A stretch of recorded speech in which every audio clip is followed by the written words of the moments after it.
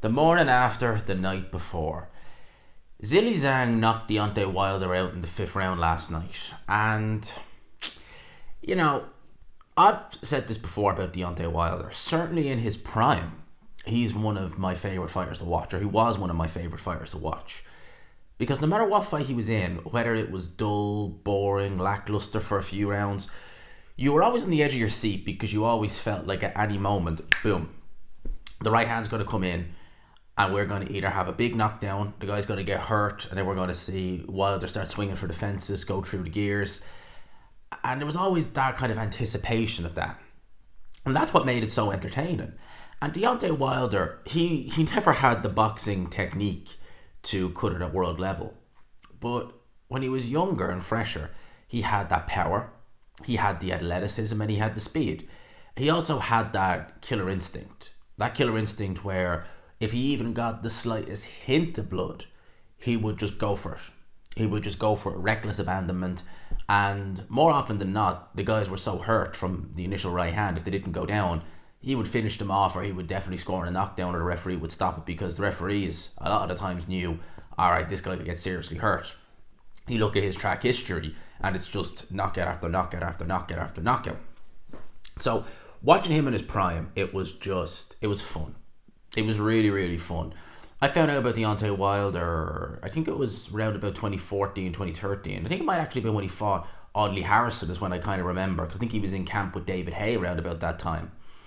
And I remember looking him up on BoxRec thinking, I think he was 28, 27-0 with 27 knockouts. And you look at that and you're like, wow, you know, what the hell, 27-0 for all these knockouts? And you kind of knew, right, he's not fighting a who's who.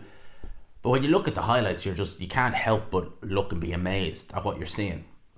And all that made last night, I bear in mind, I didn't have a horse in the race really. I was picking Zhilei Zhang to win. I thought he would win. I thought actually literally it went pretty much as I thought it would, to be fair. I thought it would be kind of a mid-round, so rounds 5 to round 8 be a kind of mid-round stoppage. I thought the right hook would be a key punch for Zhilei Zhang, which it was. So I pretty much got the fight I expected, but it's still sad to see Deontay Wilder at 38 years old, going on 39, looking the way he looks now, where the timing with that right hand is all off. We did see little snippets of that old killer instinct in there, but not enough.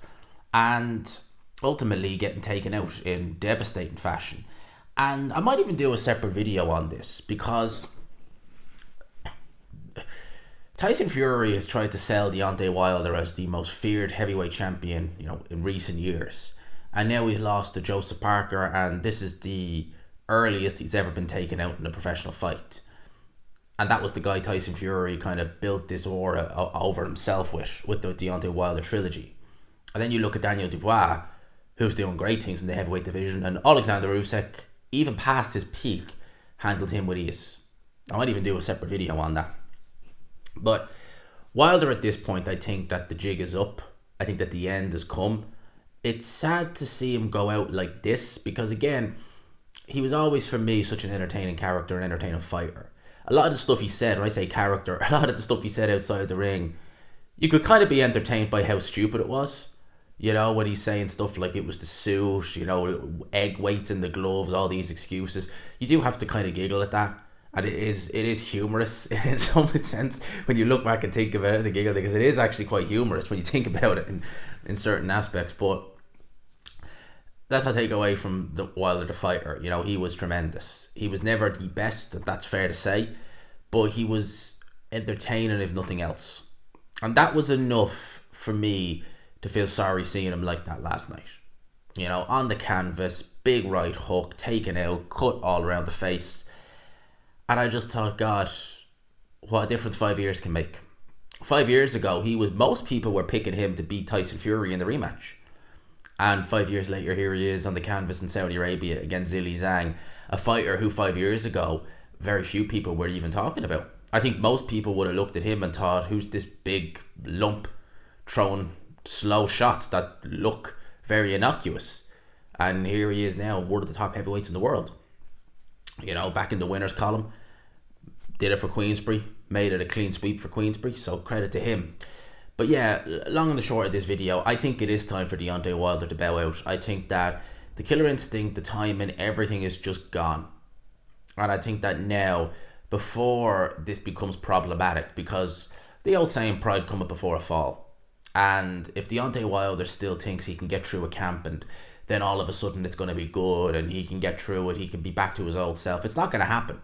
And all that's going to happen is if you go in there with the likes of Zhilei Zhang, with the likes of Anthony Joshua, Daniel Dubois, those types, especially the likes of Dubois and Joshua, in particular Dubois, a very young, fresh heavyweight, you could have some big problems there. Jared Anderson as well, you know, the guy Turki Al Sheikh has been talking about him being matched with.